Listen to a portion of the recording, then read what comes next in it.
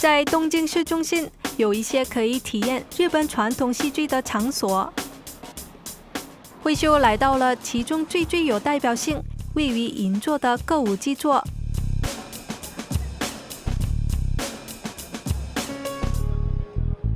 这个建于1889年的歌舞伎专用剧场是日本歌舞伎的中心地。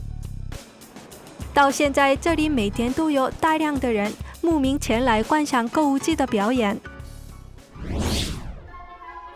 这里还有一个歌舞伎座展示厅，可以近距离观赏歌舞伎真品服饰，体验舞台上用到的各种道具。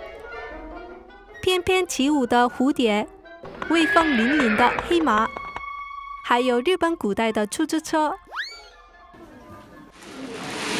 舞台上海浪声的秘密就是红豆了，还有各种各样用来拟音的工具。这里是藤阳剧目演出的舞台。一顶奇怪的帽子吸引到了我。